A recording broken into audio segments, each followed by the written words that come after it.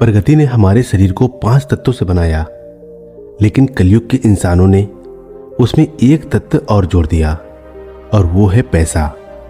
बेशक पैसों से कुछ चीजें नहीं खरीदी जा सकती, लेकिन पैसों से बहुत कुछ खरीदा जा सकता है। एक संत प्रवचन दे रहे थे कि पैसों के पीछे मत भागो, ये माया का दलदल है, और इस माया के दलदल में जो फंस गया तो वो पूरी जिंदगी दुखी रहता है। और वहां बैठे सभी लोग इसी बात पर तालियां बजा रहे थे। उन्हें ये नहीं पता था कि ये संत यही बात बोलने के लिए पैसे लेते हैं। यही तो माया का खेल है, जो कि इस दुनिया के बहुत कम लोग ही जान पाते हैं। और जिसने ये जान लिया, उसको इस माया ने बुलंदियों की चोटी पर पहुंचा दिया। दोस्तों, आज के समय में पैसा कमाना जितना मुश्किल नहीं है, उससे भी ज्यादा मुश्किल है पैसों को संभाल कर रखना। बहुत लोग होते हैं जिनके पास थोड़े बहुत पैसे के आ जाते हैं, वो लोग उड़ने लगते हैं। वो लोग पैसों का नियम नहीं जानते हैं। आपने ध्यान दिया होगा कि सरस्वती की तस्वीर हमेशा बैठी हुई होती है और लक्ष्मी की तस्वीर खड़ी रहती है। सरस्वती ये कहती है कि मैं जल्दी आऊंगी नहीं, और यदि मैं आ गई तो मैं वापस जाऊंगी नहीं, क्योंकि ज्ञान इतनी आसानी से अर्जित नहीं कर सकते। और यदि हमने एक बार किसी ज्ञान को अर्जित कर लिया तो वो ज्ञान हमसे कोई भी नहीं छीन सकता। लेकिन लक्ष्मी का ये नियम होता है कि वो जल्दी आ भी जाती है तो जल्दी चली भी जाती है। यदि किसी इंसान को सही तरीके से रखना नहीं आया तो लक्ष्मी बहुत ही जल्दी उस घर से निकल भी जाती है। आज की इस कहानी के अंदर मैं आप लोगों को 6 ऐसे खर्च बताऊंगा जिसे आपको आज और अभी से ही बंद कर देना चाहिए, तो ही आप पैसों के सही नियम को समझ पाएंगे। आप कितना कमाते हैं ये जरूरी नहीं है। जितना भी आप कमाते हैं, इसमें से आप अपना खर्च इन 5 जगहों पर कम कर दो। धीरे धीरे आपके घर में धन रुकना शुरू हो जाएगा। आपको खुद को लगेगा कि सच में हमारे घर में पैसा रुकना शुरू हुआ है। और अमीर बनने का सबसे पहला रास्ता भी यही है कि अपने खर्च को थोड़ा कम कर दो और ज्यादा पैसा कमाने का तरीका ढूंढो। तो चलिए जानते हैं इस कहानी के माध्यम से कि वो कौन सी 6 चीज है जहां हमें पैसे नहीं खर्च करना है।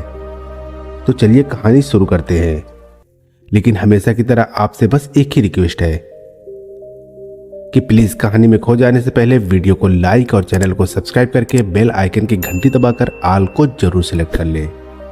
एक बार की बात है, एक गांव में 2 औरतें रहती थी। एक के पास भैंस थी और एक के पास बकरी थी। जिसके पास भैंस थी वो औरत सही तरीके से किसी भी चीज को संभाल कर रखना नहीं जानती थी। उसकी भैंस दूध तो बहुत देती थी, लेकिन उसने दूध की कीमत जानी ही नहीं, और वो दूध घर की बिल्ली को पिला देती थी। उस दूध को ऐसे ही खर्च कर देती थी।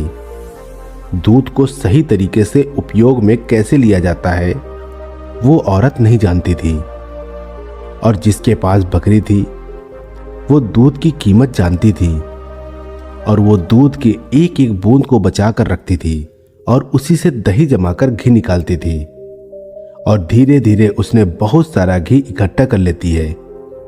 अब जिसके पास भैंस थी उसने दूध की अहमियत कभी जानी ही नहीं थी। उसने कभी भी दूध से घी निकालने के बारे में सोचा ही नहीं था। फिर एक दिन उसके घर में कुछ मेहमान आ जाते हैं, और मेहमानों को रूखी रोटी तो नहीं खिलाई जा सकती, ये तो आप हम सभी जानते हैं। तो इसीलिए वो औरत उस औरत के पास जाती है जिसके पास बकरी थी। उस औरत के पास से 1 पाव घी लेकर आती है। वो औरत ये कहकर घी लाती है कि मैं जल्द ही अपनी भैंस का दूध निकालकर घी निकालूंगी, तो मैं तुम्हें तुम्हारा 1 पाव घी वापस कर दूंगी।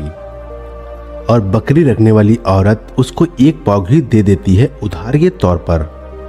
और फिर वो औरत अपने मेहमानों को खाना खिला देती है। उसके बाद बहुत दिन निकल जाते हैं, लेकिन वो भैंस रखने वाली औरत उसको घी वापस नहीं करती। एक दिन फिर बकरी रखने वाली औरत भैंस रखने वाली औरत के पास जाती है और कहती है कि मैं तुम्हें 1 पाव घी दी थी, तो मैं वो घी वापस लेने आई हूं। ये सुनकर वो औरत कहती है, कौन सा घी? तू भला मुझे घी कैसे दे सकती है? मेरे पास तो भैंस है, और तेरे पास तो बकरी है, और मैं भला तुझसे घी उधार क्यों मांगूंगी? मेरे पास तो इतनी बड़ी भैंस है और उसका तो बहुत सारा दूध भी होता है, मैं तो उससे ही घी निकाल लूंगी। मैं भला तुझसे उधार घी क्यों लूंगी? ये कहकर वो घी देने से मना कर देती है और बकरी रखने वाली औरत वापस आ जाती है। उसको ये पता था कि कोई भी अब मेरी बात का विश्वास नहीं करेगा, क्योंकि उसके पास भैंस है, लेकिन फिर भी उसने कई लोगों से बोली और इस बात को कोई मानने को तैयार नहीं था। सबका जवाब एक सा था कि भला भैंस रखने वाली औरत बकरी रखने वाली औरत से घी क्यों लेगी? ये बात कोई भी मानने को तैयार नहीं था। उसी गांव से बाहर कुछ दूर पे एक गुरु रहते थे, और फिर वो बकरी रखने वाली औरत उस गुरु के पास जाती है और उन्हें अपनी सारी समस्याएं बताती है। उसके बाद उस गुरु ने भैंस रखने वाली औरत को बुलाते हैं और फिर वो औरत भी उस गुरु के पास आ जाती है और वो भी अपनी बात बताते हुए कहती है कि गुरुदेव, ये झूठ बोल रही है, मेरे पास तो भैंस है और भला मैं इससे घी क्यों लूंगी? अब उस गुरु को इसका फैसला करना था कि क्या सच में भैंस रखने वाली औरत बकरी रखने वाली औरत से घी उधार ली है या नहीं ली, क्योंकि बकरी का तो दूध बहुत कम होता है और भैंस का तो बहुत ज्यादा होता है। तो क्या जरूरत पड़ गई कि एक भैंस वाली को बकरी वाली से घी उधार लेना पड़ा? अब गुरु बहुत देर तक सोचते रहे और उसके बाद दोनों औरतों को अपने पास बुलाकर एक एक लोटा पानी देते हुए कहते हैं कि ये पानी लेकर जाओ और दोनों ही अच्छे से हाथ पैर धोकर आओ। अब एक लोटा पानी को देखकर भैंस रखने वाली औरत कहती है कि गुरुदेव, सिर्फ एक लोटा पानी से हाथ पैर कैसे धो पाऊंगी? लेकिन बकरी रखने वाली औरत उस लोटे को लेकर चली जाती है और वो अच्छे से अपने हाथ पैर मुंह धोती है और उसके बाद भी वो लोटे के अंदर थोड़ा सा पानी बचा भी लाती है और वापस गुरु के पास आ जाती है। लेकिन वो भैंस रखने वाली औरत वो लोटा लेकर जाती है और उसने तो सिर्फ अपना मुंह धोया और उस लोटे को खाली करके वापस ले आती है। जैसे ही वापस लाकर दोनों लोटा रखा जाता है, तभी वो गुरु कहते हैं कि भैंस रखने वाली औरत ने बकरी रखने वाली औरत से घी ली थी और उसे घी वापस करना चाहिए। अब जो गांव के लोग पास में बैठे थे, उन्होंने कहा कि गुरुदेव, इससे कैसे साबित होता है कि एक भैंस रखने वाली औरत ने बकरी रखने वाली औरत से घी उधार ली है? उसके बाद गुरु कहते हैं कि जरा इन लोटों पर ध्यान दो। इस औरत ने लोटे में इतना पानी बचा भी लाई और हाथ पैर मुंह सब धो भी ली। ये होती है किसी भी चीज की कीमत को समझना। और दूसरी औरत ने सिर्फ मुंह धुलकर ही लोटे का सारा पानी खत्म कर दी, क्योंकि उसको इस पानी की कीमत नहीं पता थी। और जिस चीज की हमें कोई कदर नहीं होती, वो भले ही हमारे पास कितनी भी हो, वो नष्ट हो ही जाती है, वो खत्म हो ही जाती है। और यदि हमारे पास कोई भी चीज कम है और यदि हम उसको सही तरीके से इस्तेमाल में लेते हैं और उसकी कीमत को जानते हैं, तो जरूर उससे हम फायदा उठा सकते हैं। जैसे कि बकरी रखने वाली औरत ने थोड़ा थोड़ा दूध बचाकर उससे मक्खन निकाली और उससे घी बनाई, और भैंस रखने वाली औरत को दूध की कदर नहीं थी, इसीलिए इतना दूध होने के बावजूद भी उसके घर में मेहमानों के लिए घी नहीं था। ये बात सत्य है। उसके बाद भैंस रखने वाली औरत उस गुरु के चरणों में गिर पड़ती है और कहती है, महाराज, मुझे क्षमा कर दीजिए, मैं अभी घर जाकर इसको 1 पाव घी वापस दे दूंगी। उसके बाद वो गुरु कहते हैं कि बूंद बूंद से घड़ा भरता है, हमारे पूर्वज ने ये कहावत यूं ही नहीं बनाई। हमारी छोटी छोटी बचत हमारे भविष्य में एक बड़ा लाभ बनकर हमें मिलती है, और ये बात बहुत ही कम लोग जान पाते हैं। और यही बात हमारे घर में लक्ष्मी पर भी लागू होती है। यदि हम लक्ष्मी को थोड़ा थोड़ा करके बचाएंगे तो वही लक्ष्मी हमें भविष्य में एक बड़ा लाभ बनकर मिलेगी। तो दोस्तों, कहानी तो आपको समझ में आ गई होगी। तो आइए अब जानते हैं वो 6 खर्चों के बारे में जो हमें आज से ही बंद कर देनी चाहिए। सबसे पहला खर्च है दिखावे का खर्च। आपके पड़ोस में किसी ने बड़ी कार ले ली तो अब आपके मन में जलन होने लगी है कि मुझे भी जल्द ही कार लेनी है, और यही दिखावे का खर्च आपको पूरी उम्र गरीब बना के रखता है। दोस्तों, हम में से ऐसे बहुत से लोग होते हैं जो सिर्फ दिखावे के चक्कर में ही बहुत सा ऐसा सामान उठा लाते हैं जिससे कि दूसरों के सामने सिर्फ अपना रुतबा बढ़ाने के लिए गाड़ी ले लेना, महंगे जेवर ले लेना, महंगे मोबाइल ले लेना, या फिर कोई ऐसी महंगी चीज खरीद लेना जिसकी हमें हमारी जिंदगी में कोई जरूरत भी नहीं होती। और जब उन्हें कोई समझाता है तो वो कहते हैं हम किसी से कम है क्या। वो लोग ये नहीं समझते कि इससे हमारा सिर्फ नुकसान होता है, ना कि कुछ फायदा। यदि आपको सच में अमीरी के रास्ते पर चलना है तो ये सारे खर्च सबसे पहले आपको बंद करना होगा और वही पैसा कहीं इन्वेस्ट करना सीखना होगा। मैं ये नहीं कहता कि आप अपने शौक ना पूरे करें।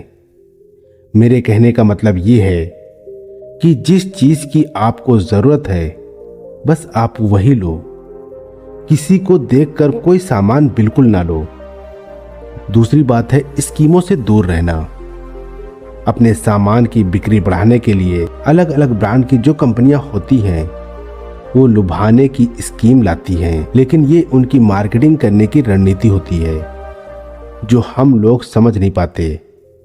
और बहुत सारे लोग अलग अलग स्कीम के चक्कर में आकर वो चीज भी खरीद लेते हैं जिसकी उन्हें बिल्कुल जरूरत भी नहीं होती।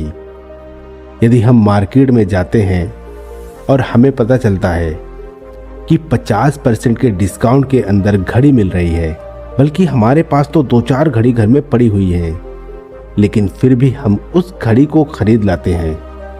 हम लोग ये नहीं समझते कि ये सब मार्केटिंग करने की रणनीति होती है। इससे हमें फायदा नहीं होता बल्कि कंपनी को ही फायदा होता है। इसीलिए ऐसे शौक कभी ना पाले, क्योंकि यही गरीब होने का सबसे बड़ा कारण होता है। क्योंकि जिस चीज की हमें जरूरत भी नहीं है और उसी चीज में हम लक्ष्मी को खर्च कर देंगे तो उससे हमारे घर की लक्ष्मी नाराज हो जाती है और फिर धीरे धीरे हमारे घर से निकलने लगती है। तीसरा खर्च है कर्ज। आज के समय में ज्यादातर लोग कर्ज लेकर बड़े बड़े चीज खरीद लेते हैं, जैसे कि गाड़ी, बंगला, मोबाइल, और फिर उसका पैसा भरते रहते हैं। जैसे कि आजकल हम लोग क्रेडिट कार्ड का इस्तेमाल करते हैं। क्रेडिट कार्ड हमें पैसे खर्च करने के लिए कहता है। जो पैसे हमारे पास हैं या फिर जो पैसे हमारे पास आने वाले हैं और उस पैसे को हम खर्च कर देते हैं। तो जरा सोचिए कि हम अमीर कैसे बन पाएंगे। जो पैसे हमारे पास आए ही नहीं उस पैसे को भी हम खर्च कर देते हैं और हम अमीर बनने के बारे में सोचते हैं, अमीर बनने की वीडियो देखते हैं, लेकिन उन बातों का पालन पूर्ण नहीं करते।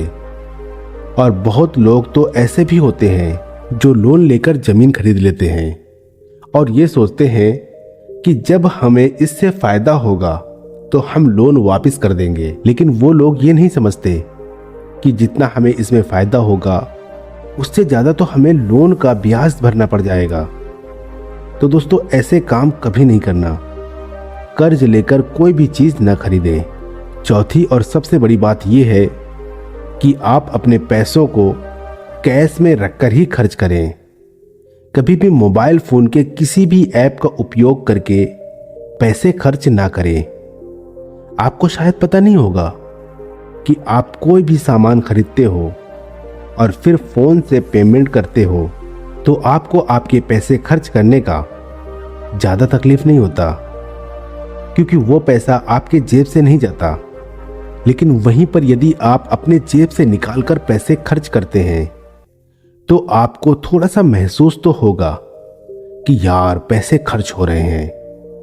अगर आपको यकीन ना हो तो आप ऐसा करके देख लेना, मार्केट जाना और फिर किसी भी सामान का पैसा अपने फोन से पे करना, जिससे आपको ज़्यादा महसूस नहीं होगा कि आपका पैसा खर्च हो रहा है। लेकिन जिस दिन आप अपने मोबाइल से पैसे निकाल कर दोगे तो उस दिन आपको जरूर लगेगा कि यार जेब से पैसा जा रहा है, मेरा पैसा खर्च हो रहा है, ज़्यादा पैसा खर्च हो रहा है। पांचवी बात जो आपको ध्यान में रखनी है, अपनी भावनाओं पर काबू रखना। अगर आपको कोई चीज़ पसंद आ रही है और आप उसे खरीदना चाहते हैं तो पहले ये देख ले कि वाकई क्या इस चीज़ की आपको सच में ज़रूरत है या नहीं। क्योंकि बहुत से लोग कोई चीज़ पसंद आने पर उसे तुरंत खरीद लेते हैं। कई बार तो ऐसा भी होता है कि कोई स्कीम वाले आते हैं जो हमें लुभाने वाली चीज़ लेकर आते हैं और हमें वो चीज़ पसंद आ जाती है और हम उसे तुरंत खरीद लेते हैं। हमें ऐसी चीज़ लेने से बचना चाहिए। हमें ऐसी चीज़ नहीं लेनी चाहिए, बल्कि हमें सिर्फ ऐसी चीज़ ही लेनी चाहिए जिसकी हमें ज़रूरत है। छठी और आखिरी बात यह है कि कभी भी कोई शौक ना पाले। आपको शायद इस बात का पता होगा कि हमारी दुनिया में महंगाई का सबसे बड़ा कारण है शौक। आज के समय में नॉर्मली 10,000 का फ़ोन आ रहा है और वहीं पर 2 लाख का भी फ़ोन आ रहा है। दोनों में फ़र्क इतना है कि किसी को 1 लाख का फ़ोन रखने का शौक है तो वहीं किसी को 2 लाख का रखने का शौक है। हाँ, वहाँ पर आदमी की अमीरी भी दर्शाती है, क्योंकि अमीर आदमी बड़ा फ़ोन रखेगा तो लगेगा कि वो अमीर है। तो ये शौक ही तो हुआ, शौक है तभी तो उसने महंगा फ़ोन रखा। इसीलिए सबसे बड़ी महंगाई का कारण होता है शौक, और किसी चीज़ की महंगाई नहीं है। और इसीलिए लोग समय समय पर शौक वाली चीज़ें बनाते रहते हैं, अच्छी अच्छी चीज़ें बनाकर हमें लुभाने के लिए लेकर आते रहते हैं, ताकि हमें वो चीज़ पसंद आ जाए और हम उसे तुरंत खरीद लें। क्योंकि उन्हें पता है कि ना ही लोग अपना शौक खत्म करेंगे और ना ही उनका मार्केटिंग बंद होगा। तो इसीलिए अपने शौक पर काबू